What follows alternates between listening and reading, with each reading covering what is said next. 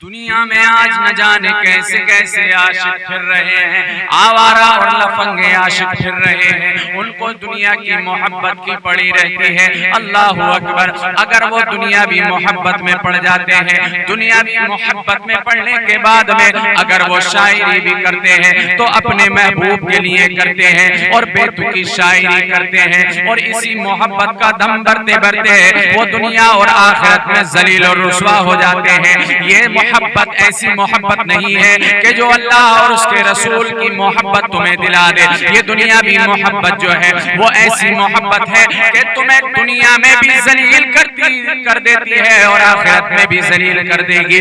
ये दुनियावी मोहब्बत ऐसी मोहब्बत है, ना ये तुम्हारे दुनिया में काम आएगी और ना तुम्हें ये आखिरत में काम आएगी। आज न जाने हर क्वालिटी का आशिक निकला हुआ है, हर क्वालिटी का महबूब निकला हुआ है। किसी को पूछो तो वो अपने महबूब के लबो रुखसार की बात कर रहा है, किसी शायर को देखो तो वो अपने महबूब के कसीदे पढ़ रहा है। अल्लाह अकबर। लेकिन ये दुनियावी आशिक हुआ करते हैं जो अपनी आवारा मोहब्बत के लिए आवारा आवारा अशार कहा करते हैं, आवारा और गलीज गलीज बातें कहा करते हैं। लेकिन इन आशिकों को आप पसे पुष्ट डालिए, आप इन आशिकों को नजरअंदाज कीजिए और पढ़िए उन आशिक रसूल की दास्तान के जिन आशिक रसूलों में हजरत अब्दुर्रहमान जामी का नाम आता है। ये ऐसे आशिक रसूल हैं, उनका मामला ऐसा नहीं है कि ये इन्होंने सरकार की बारगाह में सिर्फ अशार कहे हो तो लोग कहते कि नहीं ये तो सिर्फ शायर थे, इन्हें सिर्फ शायरी में महारत ताम्मा हासिल थी, इस वजह से ये अजीम शायर बन गए। मैं बताता हूँ, ये अब्दुर्रहमान जामी रज़ी अल्लाह तआला अन्हु अपने वक्त के एक बहुत बड़े इमाम भी हैं, अपने वक्त के एक बहुत बड़े मुदर्रिस भी हैं, अपने वक्त के एक बहुत बड़े कलमकार भी हैं, अपने वक्त के एक बहुत बड़े मुसन्निफ भी हैं। आपने ना जाने कितनी किताबें तहरीर फरमाई है और इन तमाम चीजों के साथ साथ वो एक मुदर्रिस है, एक मुफक्किर है, एक मुहक्किक है, एक मुदब्बिर है, अपने वक्त के इमाम है। लेकिन इन तमाम चीजों से बेहतर उनके अंदर एक खूबी मौजूद है, वो खूबी कोई और नहीं है, वो खूबी ये है कि वो नबी सल्लल्लाहु अलैहि वसल्लम के आशिक हैं, और आशिक भी ऐसे हैं अल्लाह अकबर कि आपका कलम उठता है तो मोहब्बत रसूल में उठता है। आपकी जिंदगी का हर लम्हा मोहब्बत रसूल में कट रहा है, आपकी पूरी जिंदगी का हर एक लम्हा मोहब्बत रसूल में गुजर जाता है। और ये ऐसे आशिक रसूल हैं कि जो जिनके कलाम बारगाह रिसालत सल्लल्लाहु अलैहि वसल्लम में मकबूल है, और सिर्फ इनके कलाम बारगाह रिसालत सल्लल्लाहु अलैहि वसल्लम में मकबूल नहीं है, बल्कि इनकी शख्सियत भी बारगाह रिसालत में मकबूल है। लोग कह देते हैं कि अगर वो शायर है तो वो शायरी में महारत ताम्मा हासिल रखता है, कोई कलमकार है, कोई मुसन्निफ है, कोई कातिब है, तो वो अपने इस एक हुनर में वो महारत ताम्मा हासिल रखता है। लेकिन यहाँ तो अब्दुर्रहमान जामी रहमहुल्लाह का अलग ही अंदाज है। जिस मैदान में देखते हैं आप मुदर्रिसीन की लाइन में देख लीजिए तो आप मुमताज नजर आते हैं। आपको अगर शायरी की लाइन में देखा जाए तो आपका मेयार बुलंद वाला नजर आता है। ये दुनिया के मीरो गालिब उनके सामने पानी भरते हुए नजर आते हैं, और ये दुनिया के आवारा और लफंगे शायर जो आज अपने महबूबों के लिए न जाने क्या क्या गलीज गलीज बातें और न जाने कुफरिया अशआर कह कह कर अपनी जिंदगी और आखिरत को बर्बाद कर रहे हैं, ये तमाम के तमाम उनके सामने कुछ भी नहीं। आप हजरत अब्दुर्रहमान जामी की जिंदगी को अगर पढ़ेंगे तो आपको अंदाजा लगेगा, आपको पता चल जाएगा कि इश्क़े रसूल किस अंदाज में होना चाहिए, नबी से मोहब्बत किस मेयार की होनी चाहिए। अल्लाह अकबर। हजरत अब्दुर्रहमान जामी नबी की मोहब्बत में इतने शर्मसार हो जाते हैं कि आपको अपने होश व हवास का पता नहीं रहता है। अल्लाह अकबर। मुअर्रिखीन ने लिखा है कि हजरत अब्दुर्रहमान जामी रहमहुल्लाह ताला नबी की मोहब्बत में इस तरह मुस्तगरक हो गए थे, इस तरह मुस्तगरक हो गए थे कि आपको खाने पीने का भी कोई पता नहीं रहता था, पता नहीं खाना खाया है या नहीं खाया है, खाने की परवाह आप नहीं रखते थे, लेकिन मोहब्बत रसूल आपके सीने में कूट कूट के भरी हुई थी। और आज हमारे माशरे के लोगों को अगर किसी से प्यार हो जाता है तो उसकी मोहब्बत देखते हैं कि उसकी मोहब्बत कैसी रहती है। ये सिर्फ दुनियावी मोहब्बत है। और हमारे माशरे में वो चीजें आ गई हैं कि जो वेस्टर्न कल्चर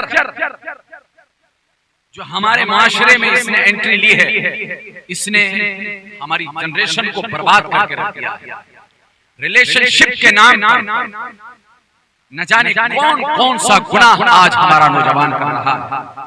और उसको ये बताया गया है उस कल्चर के जरिए कि आप लड़का और लड़की रिलेशनशिप में रह सकते हैं, कोई मुज़ायक़ा नहीं है, किसी को कोई एतराज नहीं है।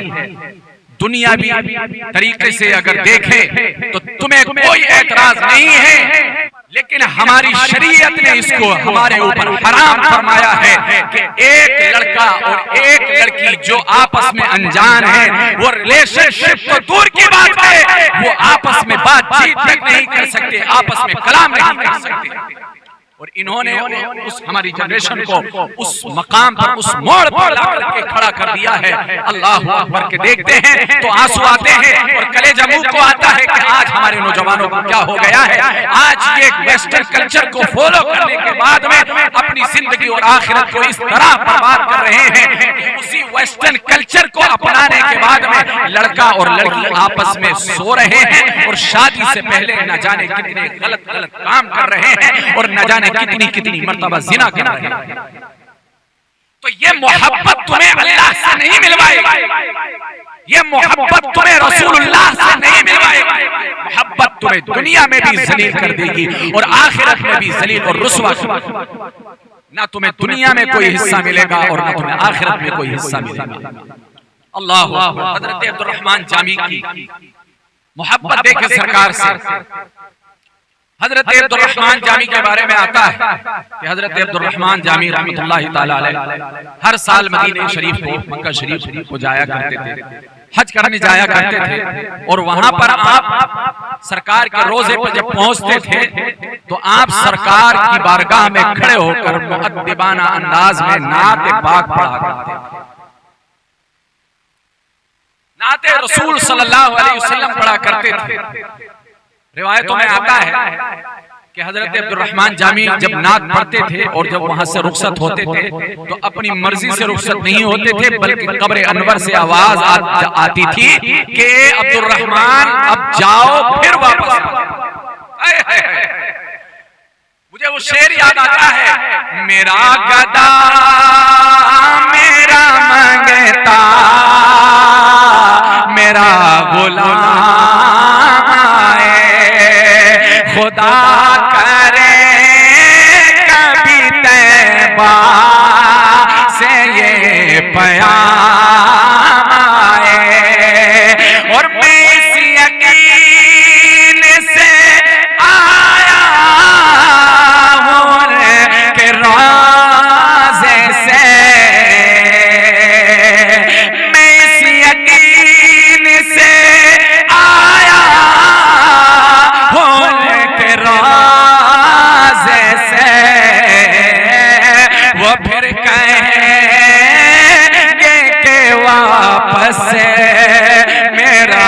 गुलाम आए।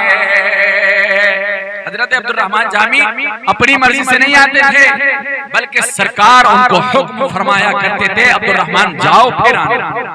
और ये सिलसिला मुसलसल चलता रहा, सालों साल तक चलता रहा। एक वक्त वो आता है कि हजरत अब्दुर्रहमान जामी रहमहुल्लाह बारगाह रिसालत में आप सल्लल्लाहु अलैहि वसल्लम में हाजिर हैं और सरकार दो आलम सल्लल्लाहु अलैहि वसल्लम की बारगाह में दस्त बस्ता खड़े होकर नात पढ़ते हैं। नात पढ़ने के बाद में जैसा मामूल था कि कब्र अनवर से आवाज आती थी कि अब्दुर्रहमान जाओ फिर वापस आना, अल्लाहु अकबर। जैसे ही हजरत अब्दुर्रहमान जामी रहमहुल्लाह तबारक व तआला अन्हु आप जैसे ही नात पाक मुकम्मल करते हैं, कब्र अनवर से आवाज तो आती है, मगर आवाज अब पहले साल जैसी नहीं आती है, पहले की तरह नहीं आती है। पहले आवाज आती थी ए अब्दुर्रहमान जाओ फिर वापस आना, लेकिन आज कब्र अनवर से आवाज आ रही है ए अब्दुर्रहमान जाओ, ए अब्दुर्रहमान जाओ। अब वापस आने का हुक्म नहीं दिया जा रहा है। अल्लाहु अकबर। हजरत अब्दुर्रहमान जामी रहमहुल्लाह तबारक व तआला अन्हु जैसे ही इतना सुनते हैं कि सरकार के कब्र अनवर से आवाज आ रही है कि अब्दुर्रहमान जाओ, लेकिन वापसी का हुक्म नहीं दिया जा रहा है।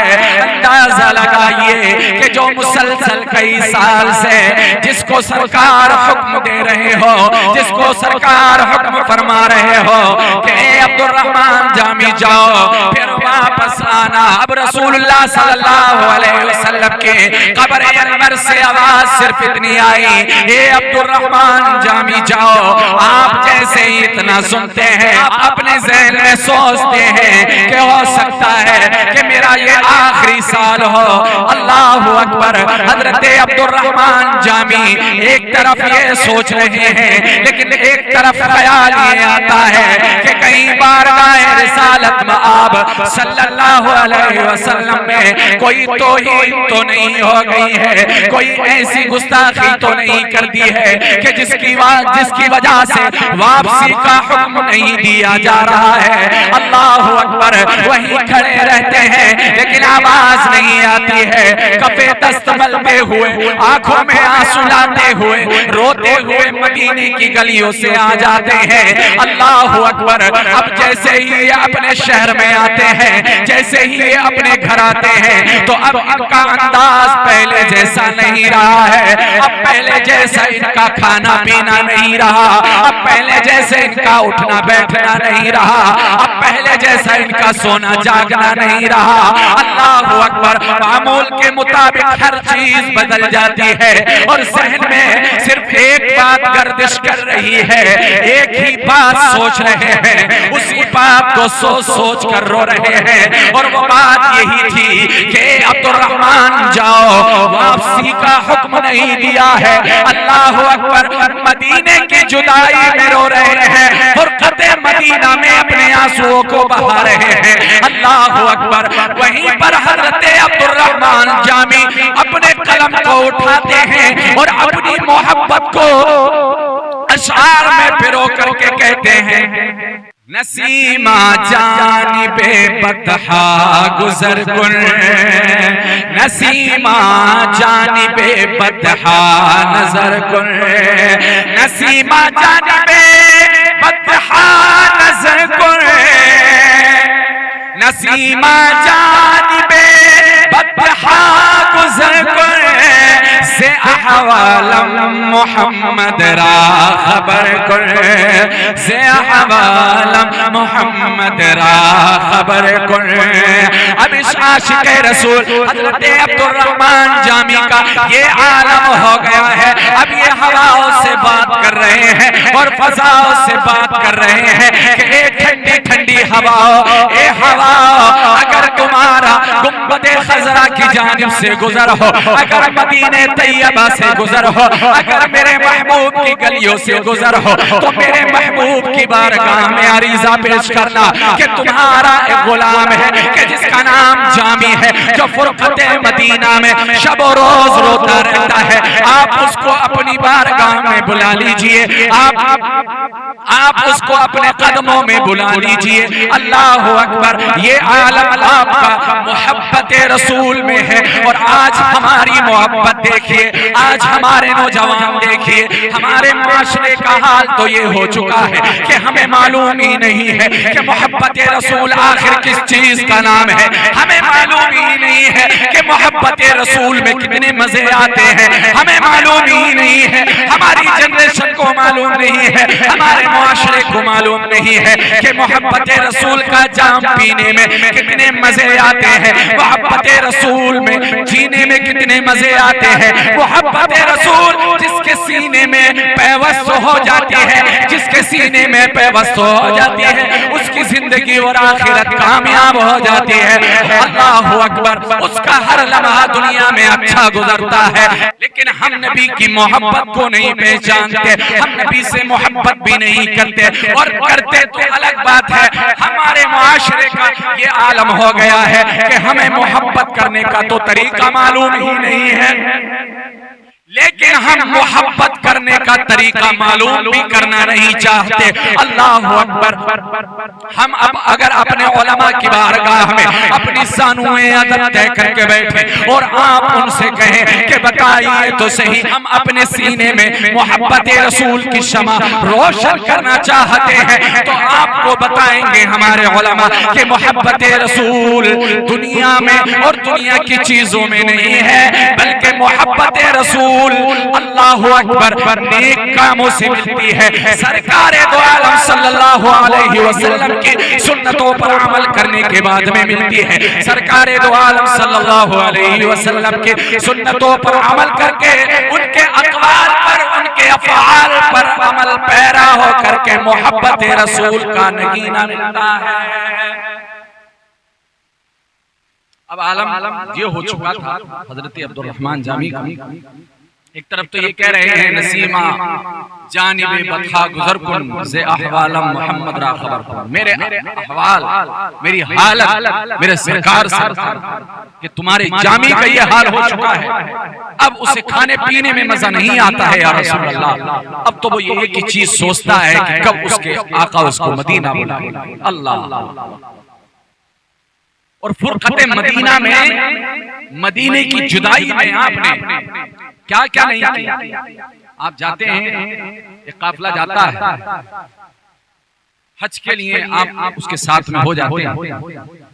हजरत अब्दुल रहमान जामी हज के अरकान मुकम्मल करने के बाद जैसे ही मदीना शरीफ की तरफ काफिला रवा हुआ, मदीना शरीफ में जैसे ही सरहद में दाखिल होने वाले थे, एंट्री होने वाली थी, उधर सरकार दो आलम सल्लल्लाहु अलैहि वसल्लम ने अमीरे मदीना को ख्वाब में अपना दीदार अता फरमाया, ख्वाब में अपना दीदार कराया और ख्वाब में कहा कि ए मदीने के गवर्नर, ये सोने का वक्त नहीं है, जा मदीने की सरहद पे जा और मेरा एक आशिक आ रहा है।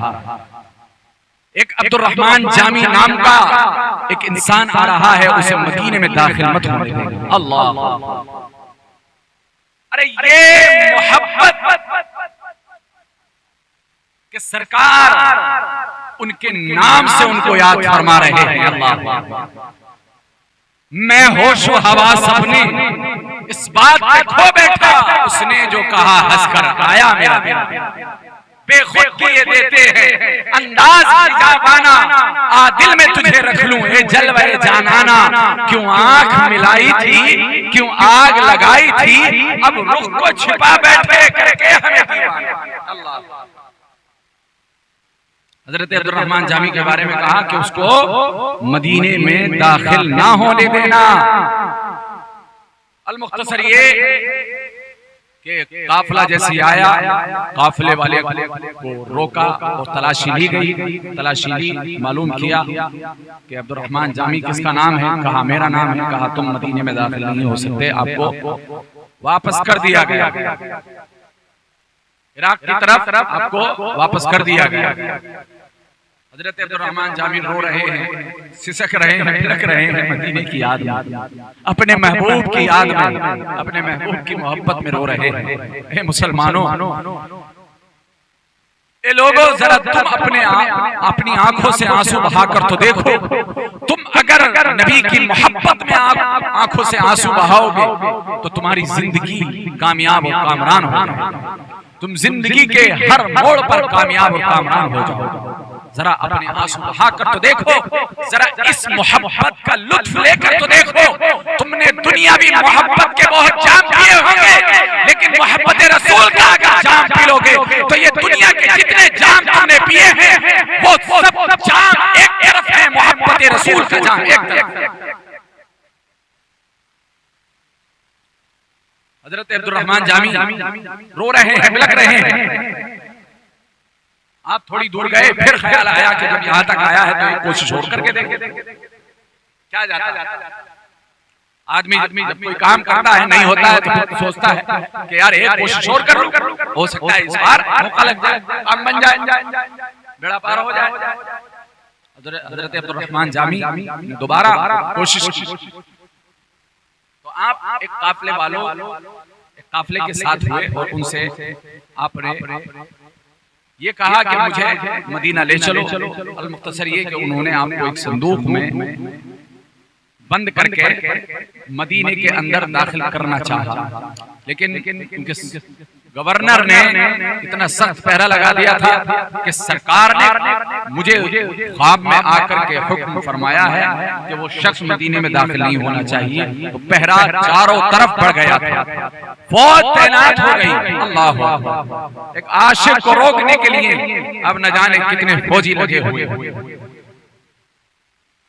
जब तमाम ऊंटों की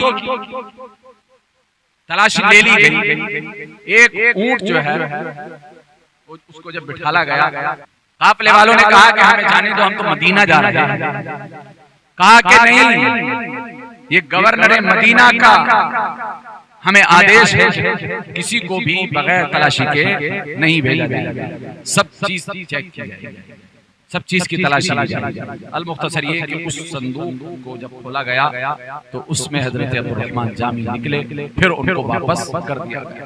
फिर एक रिवायत आती है कि आप एक बकरी के रेवड़ के साथ में आप दाखिल होना चाहते थे और उससे पहले कि आप दाखिल होते तो एक नकाबपोश आया और आने के बाद में आपको गिरफ्तार करके जेल में डाल दिया।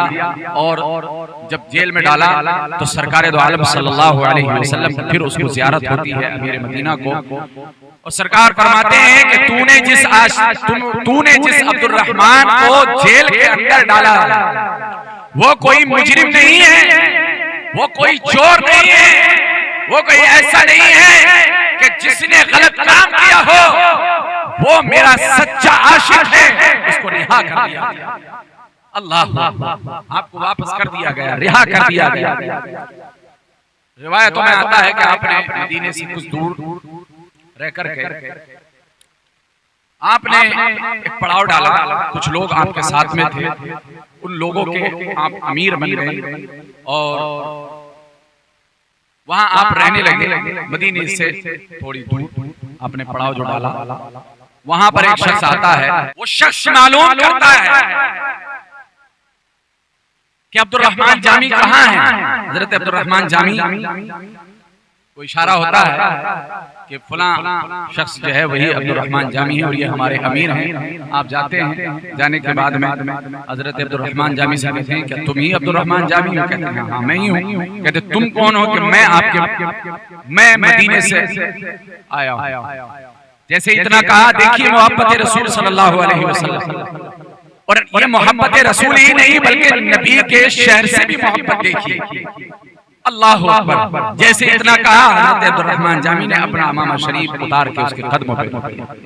वो कहते हैं कि तू कहीं और से नहीं आ रहा है बल्कि मेरे नबी के शहर से आ रहा है। हजरत अब्दुर्रहमान जामी रज़ी अल्लाह ताला अन्हु कहते हैं कि मैं तुम्हारे लिए पैगाम लाया हूं, और वो पैगाम किसी और का नहीं बल्कि